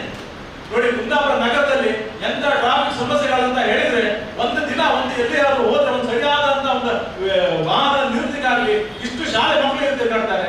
ಮೊನ್ನೆ ಅಷ್ಟೇ ಆ ಅಂಶಿನ ಬಗ್ಗೆ 1 ಗಂಟೆ 2 ಗಂಟೆ ಚರ್ಚೆ ಮಾಡಿದ್ದೇವೆ. ಇವತ್ತು ಸಾಮಾನ್ಯ ಸಭೆಯಲ್ಲಿ ವಿಶೇಷವಾಗಿ ಅಧಿಕಾರಿಗಳಂತ ನಾನು ಹೇಳೋದು ಮತ್ತೆಂತಲ್ಲ, ಅಧಿಕಾರಿಗಳು ಇವು ನ್ಯಾಯಮಟ್ಟದ ಅಧಿಕಾರಿಗಳು ಬಂದ್ರೆ ಇಲ್ಲಿ ಒಂದು ತೀರ್ಮಾನ ಆಗುತ್ತೆ, ಸ್ಪಷ್ಟವಾಗಿ ಎಲ್ಲ ಸಮಸ್ಯೆಗಳಿಗೆ ಪರಿಹಾರ ಸಿಗುತ್ತೆ ಅನ್ನೋ ದೃಷ್ಟಿಯಿಂದ ಇದನ್ನು ಹೇಳ್ತಾ ಇದ್ದೇನೆ. ಇಲ್ಲಿ ಇವ್ರು ಬರ್ತಾರೆ, ಪಾಪ ಇವ್ರಿಗೆ ಗೊತ್ತಿಲ್ಲ, ಇವ್ರಿಗೆ ಕಳಿಸಿಕೊಟ್ಟಿದ್ದಾರೆ, ಏನು ಉತ್ತರ ಕೊಡ್ತಾರೆ, ಅವ್ರದ್ದೇನು ತಪ್ಪಿಲ್ಲ. ಇದಕ್ಕೆ ಏನಂತ ಆಗ್ಬೇಕು ಇಲ್ಲ ಅಂತ ಹೇಳಿದ್ರೆ ನೋಡಿ, ಇವತ್ತು ಇದೆಲ್ಲ ನಮ್ಮೆಲ್ಲ ಇಷ್ಟು ಜನ ಸದಸ್ಯರಿಗೆ ಒಂದು ಇಲಾಖೆಗಳಿಂದ ಮಾಡುವಂತ ಅವಮಾನ ಅಂತ ಹೇಳ್ತೇವೆ. ಎಲ್ಲ ಸದಸ್ಯರಿಗೂ ಮಾಡುವಂತ ಅವಮಾನ. ಇದಕ್ಕೆ ಏನಂತ ಒಂದು ಅಧ್ಯಕ್ಷ ತೀರ್ಮಾನ ಕೊಟ್ಟಿದ್ದಾರೆ. ಅಧ್ಯಕ್ಷ ಗೊತ್ತಿಲ್ಲ, ಆ ಮಾಹಿತಿ ಇರುವಂತ ಅಧಿಕಾರಿಗಳು ಬಂದು ಕೂತ್ಕೊಳ್ಳೋದು. ಯಾವ್ದು ಮಾಹಿತಿ ಅಧಿಕಾರಿಗಳು ಕಳಿಸಿಕೊಟ್ರು ಅದು ಈಗ ಆಗ ತಹಸೀಲ್ದಾರ್ ಬಂದ್ರೆ ಹಾಗೆ ಬಂದ್ರೆ ಹಾಗೆ ಚರ್ಚಿಸುವ ಕುರಿತು, ಈಗ ಟ್ರಾಫಿಕ್ ಪಾಲನೆ ಮತ್ತೆ ಅಂಶದ ಬಗ್ಗೆ ಚರ್ಚಿಸುವ ಕುರಿತು ಅಂದ್ರೆ ಯಾವಾಗ ನೋಟಿಸ್ ಅವ್ರಿಗೆ ಹೋಗ್ತಿರೋ ಸಂಬಂಧಪಟ್ಟಂತೆ ಅವರು ಚರ್ಚೆ ಮಾಡಿ ನೀವು ಇಲ್ಲಿ ಬರಬೇಕಿತ್ತು.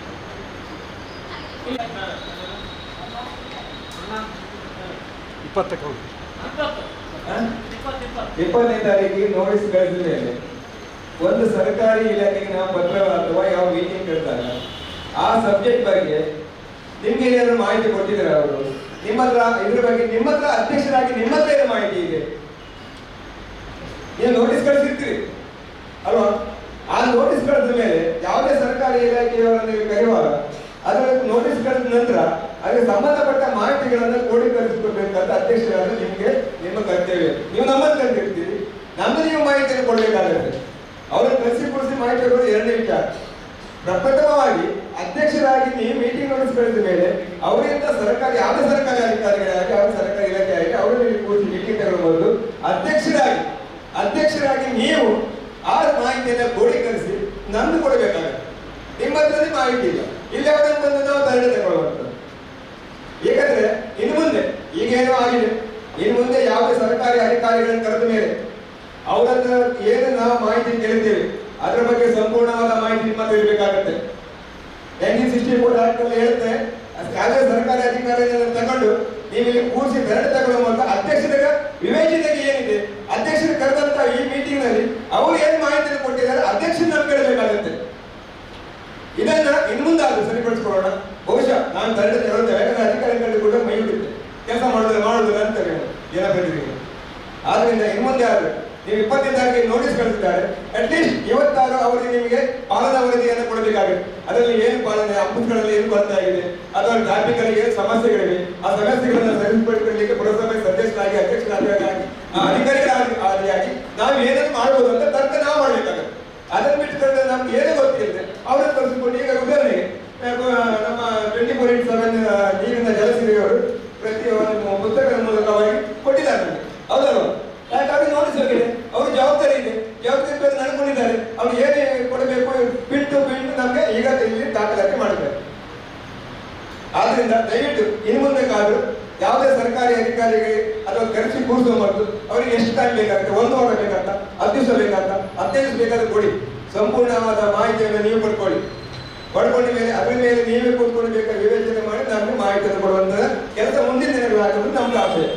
ತಗೊಳ್ಳಿಕ್ಕೆ ಆಗುದಿಲ್ಲ. ಟ್ರಾಫಿಕ್ ಸಂಬಂಧಪಟ್ಟಂತವ್ರಿಗೆ ಸಭೆಯಲ್ಲಿ ಮಾಹಿತಿ ಕೊಡ್ಬೋದಲ್ಲ.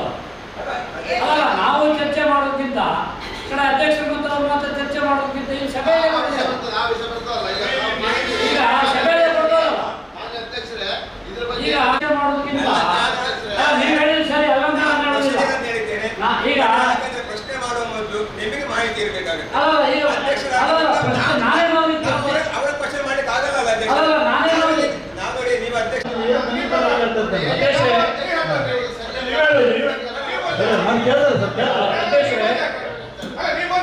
ಮೊನ್ನೆ ಹಿಂದೆ 2 ವರ್ಷದಿಂದ ಶುರು ಮಾಡಿದ್ದು ಏನಾದರೂ ಆನ್ಸರ್ ಬಂದಿದೆ ಅಂತ ಕೇಳ್ತೀನಿ. ಯಾವ ಅಧಿಕಾರಿಗೂ ನಮ್ಮ ಸಭೆಗೆ ಇಲ್ಲ. ಒಂದೇ ಮಾತು, ಎರಡು ಮಾತಿಲ್ಲ. ಅಧ್ಯಕ್ಷರಿಗೆ ನೀವು ಕ್ವಶನ್ ತುಂಬ 25-30 ಸಾವಿರ ರೂಪಾಯಿ ಖರ್ಚು ಮಾಡಿ ಕಲರ್ ಪ್ರಿಂಟ್ ಮಾಡಿ ಎಲ್ಲ ಟ್ರಾಫಿಕ್ ಇದು ಮಾಡಬೇಕು ಅಂತ ಹೇಳುವಂತ ಅಲ್ಲ ಗಿರೀಶ್ರೆ, ಅದೆಲ್ಲ ಮಾಡಿದ್ದಾರೆ. ಆ ಹಣ ಸಹ ನಾವೇ ಖರ್ಚು ಮಾಡಿದ್ದೀವಿ, ಪುರಸಭೆಯಿಂದ ಬರೆಸಿದ್ದೇವೆ. ಅದನ್ನು ಅವರಿಗೆ ಹಸ್ತಾಂತರ ಮಾಡಿದ್ದೀವಿ. ಅವ್ರು ಏನು ಇಂಪ್ಲಿಮೆಂಟ್ ಮಾಡಿದವರು ನಮ್ಗೆ ಕೇಳೋದಲ್ಲ, ಅವ್ರು ಏನು ಇಂಪ್ಲಿಮೆಂಟ್ ಮಾಡಿದ್ದಾರೆ ಅದು ಬೇಕಲ್ಲ ನಮಗೆ ಮುಖ್ಯವಾಗಿ. ಮತ್ತೆ ಎಲ್ಲೆಲ್ಲಿ ಹಂಪ್ ಹಾಕಬೇಕು, ಹಾಕುವುದೇ ಬೇಡ, ಯಾಕೆ ಹಾಕಬೇಕು ಹಂಪ್? ಇವ್ರು ಇಲ್ಬೇಕು, ಇವರು ಅಲ್ಲಿ ಹೈವೇ ನಿಂತ್ಕೊಂಡು 8 ಜನ ನಿಂತ್ಕೊಂಡು ವೆಹಿಕಲ್ ಅಡ್ಡ ಹಾಕೋದು, ಅವ್ರ ಹತ್ರ ಹಣ ಕಲೆಕ್ಷನ್ ಮಾಡೋದಲ್ಲ. ಅಲ್ಲ ನಿಂತ್ಕೊಳ್ಳಿ, ಇವರಿಗೆ ಫ್ಯಾಕ್ಟ್ರಿಯಲ್ಲಿ ವೆಹಿಕಲ್ಗಳು ಇಷ್ಟು ಸ್ಪೀಡ್ ಲಿಮಿಟ್ ಅಂತ ಗೊತ್ತಿಲ್ಲ ಅವರಿಗೆ. ಇವ್ರು ಆ್ಯಕ್ಟಲ್ಲಿ ಕಾನೂನಲ್ಲಿ ಇಲ್ವಾ, ಅದನ್ನ ಪಾಲನೆ ಮಾಡಲಿ. ಇವ್ರು ಮತ್ತೆ ಯಾಕೆ ನಾವು ಮಾಡಬೇಕು ಹಂಪು? ಅದೇ ಕಂಟ್ರೋಲ್ ಮಾಡಿದರೆ ಸಾಕಾಗ್ತದೆ. ಇವರು ಎಲ್ಲೆಲ್ಲ ಮೇಲೆ ಜಂಕ್ಷನ್ ಇದೆ ಅಲ್ಲಲ್ಲೇ ಟ್ರಾಫಿಕ್ ಪೊಲೀಸ್ ನಿಂತ್ಕೊಂಡ್ರೆ ಅಲ್ಲೂ ಸರಿ ಆಗ್ತದೆ. ಹುಡುಗರು 300 ಹೋಗ್ತಾರೆ, ಯಾರು ಹಳೆಯವ್ರು ಹೋಗಿ ಅಡ್ಡ ಹಾಕೋದಲ್ಲ. ಇಬ್ರು ಹೋಗ್ತಾರೆ, 3 ಅವ್ರನ್ನ ಅಡ್ಡ ಹಾಕೋದಲ್ಲ. ಹುಡುಗರು ಮಕ್ಕಳು ಏನು ಸ್ಪೀಡ್ ಹೋಗ್ತಾರೆ ಅವರು. ಈಗ ಬಸ್ಸೇ ಹೋಗ್ತದೆ, ಎಲ್ಲದೂ ಹೋಗ್ತದೆ. ಇವ್ರು ಬಸ್ಸನ್ನು ಒಂದು ಅಡ್ಡ ಹಾಕೋದಿಲ್ಲ, ಕೂಲಿಂಗ್ ಗ್ಲಾಸ್ ಇರುವಂಥ ಕಾರಲ್ಲಿ ಅಡ್ಡ ಹಾಕೋದಿಲ್ಲ, ಕಾರಲ್ಲಿ ಮಾತಾಡ್ತಾ ಹೋಗೋರ್ನ ಅಡ್ಡ ಹಾಕೋದಿಲ್ಲ. ಇವರು ಯಾರ್ಯಾರು ಪಾಪದವ್ರು ಹೋದಾರೋ ಅವ್ರನ್ನ ಅಡ್ಡ ಹಾಕ್ತಾರೆ, ಕೇಸ್ ಹಾಕ್ತಾರೆ. ಇವರು ನ್ಯಾಷನಲ್ ಹೈವೇ ನಿಂತ್ಕೊಳ್ತಾರೆ. ಇವರು ಮತ್ತು ಅಲ್ಲಿ ಎಲ್ಲಿ ಬಾಂಬೆ ಬಸ್ಸು ಬೆಂಗಳೂರು ಬಸ್ ನಿಲ್ತದೆ ಅಂತ ಹೇಳ್ತಾರೆ. ಇವರಲ್ಲಿ ಆ ಟರ್ನಲ್ಲಿ ಎಲ್ಲಿ ಫ್ಲೈಓವರ್ ಕೆಳಗಡೆ ಶಾಸನ ಸರ್ಕಲ್ ಹತ್ರ ಆ ಟರ್ನಲ್ಲಿ ನಿಂತ್ಕೊಳ್ತಾರೆ. ಈ ಓಡ್ತಾರೆ ಅಡ್ಡಾಗಲಿ.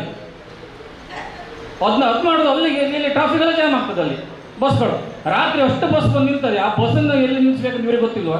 ಅಥವಾ ಅವ್ರಿಗೆ ಬಸ್ಸಿನಲ್ಲಿ ಹೇಳ್ಬೇಕು ನೀವು, ಯಾರು ಮೀಟಿಂಗ್ ಕರೆದು ಹೇಳ್ಬೇಕು ನೀವು. ರೋಡ್ ನಿಲ್ಲಿಸೋದಲ್ಲ, ಇಲ್ಲ ನೀವು ಹೇಳ್ಬೇಕು. ನಾವು ಪುರಸಭೆ ಬಂದು ಹೇಳೋದಲ್ಲ, ಅದನ್ನ ನೀವು ಮಾಡ್ಬೇಕು. ಅದನ್ನ ಇವರು ಅದೇನು ಮಾಡೋದಿಲ್ಲ. ಇವರಲ್ಲಿ ಮತ್ತೆ ಅಡ್ಡ ಹಾಕ್ತಾರೆ, ಕೇಸ್ ಹಾಕ್ತಾರೆ ಅಷ್ಟೇ. ಆವಾಗ ಫುಲ್ ರೋಡ್ ಬ್ಲಾಕ್ ಆಗ್ತಾರೆ ರಾತ್ರಿ. ಇಡೀ ಫ್ಲೈಓವರ್ ಅಂಡರ್ ಪಾಸ್ ಹತ್ರ ಫುಲ್ಲು ರೋಡ್ ಬ್ಲಾಕ್. ಅದನ್ನ ಏನು ಅವರ ಬಸ್ನ ಕಳಿಸುವಂಥ ವ್ಯವಸ್ಥೆ ಮಾಡೋದು ಯಾರು ರಿಕ್ಷಾ ಡ್ರೈವರು, ಸಾರ್ವಜನಿಕರು ಯಾರು ಹೋಗಿ ಅವ್ರನ್ನ ಕಳಿಸ್ಬೇಕು. ಏನು ಮಾಡೋದಿಲ್ಲ ಇವ್ರು ಬರೀ ಅಲ್ಲಿಂದ ಒಳ್ಳೆ ಕೇಸ್ ಹಾಕ್ಲಿಕ್ಕೆ ಮಾತ್ರ ನೋಡ್ತಾರೆ ಅವರು ಅಷ್ಟೇ. ನಾನು ಹೇಳೋದು ಯಾಕೆ ಕಪ್ಪು ಹಾಕಬೇಕು? ಇವರು ಡಿಬ್ಬರು ಜನ ಇಲ್ವ ಹತ್ರ, ಟ್ರಾಫಿಕ್ ಪೊಲೀಸ್ ಇಲ್ವಾ? ಚಿಕನ್ ಸಾಲ್ ರೋಡ್ ನಿಂತ್ಕೊಳ್ಬೇಕಾಗುತ್ತೆ. ಬಸ್ ಸ್ಟ್ಯಾಂಡ್ ಹತ್ರ, ಮಾಸ್ತಿಕಟ್ಟೆ ಹತ್ರ, ಹೂವಿನ ಟೇಬಲ್ ಹತ್ರ, ಅಲ್ಲಲ್ಲಿ ಒಂದೊಂದು ಪೊಲೀಸ್ ಇದ್ರೆ ಸರಿ ಆಗ್ತದೆ. ಇವರು ಟ್ರಾಫಿಕ್ ಪೊಲೀಸರು ಏನು ಮಾಡ್ತಾರೆ, ಹುಡುಗರ ಮಕ್ಕಳು ಮಾತಾಡ್ತಾ ನಿಂತ್ಕೊಂಡಿರ್ತಾರೆ. ಹೋಗ್ತಾ ಇರ್ತಾರೆ. ಯಾವನ್ನ ಗ್ರಾಚಾರ ಕೆಟ್ಟ ನೀವು ಚೆಲ್ಲಿ ಹಿಡಿತಾರೆ ಅವರು ಅಷ್ಟೇ. ಮತ್ತೆ ಏನು ಕೆಲಸ ಮಾಡೋದಿಲ್ಲ.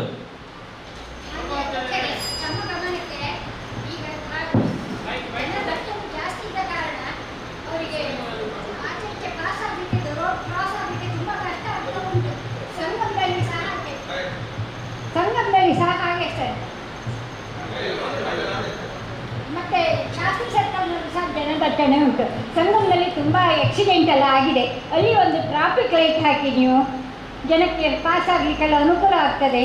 ಮತ್ತು ಹೊಸ ಬಸ್ ಸ್ಟ್ಯಾಂಡ್ ತನಕ, ಶಾಸ್ತ್ರಿ ಸರ್ಕಲ್ನಿಂದ ಹೊಸ ಬಸ್ ಸ್ಟ್ಯಾಂಡ್ ತನಕ ಅಲ್ಲಿ ಜನ ಪಾಸ್ ಆಗುವಾಗ, ಸ್ಕೂಲ್ ಮಕ್ಕಳು ಪಾಸ್ ಆಗುವಾಗ ಅವರಿಗೆ ಒಂದು ಟ್ರಾಫಿಕ್ ಲೈಟ್ ಹಾಕಿ ಒಂದು ವ್ಯವಸ್ಥೆ ಮಾಡಲಿಕ್ಕೆ ಅನುಕೂಲ ಮಾಡಿಕೊಡಿ ಅಂತ ಮತ್ತೆ ಹಂಪನ್ನು ಸರಿಪಡಿಸಬೇಕಾಗಿ ಕೇಳಿಕೊಡ್ತೇನೆ.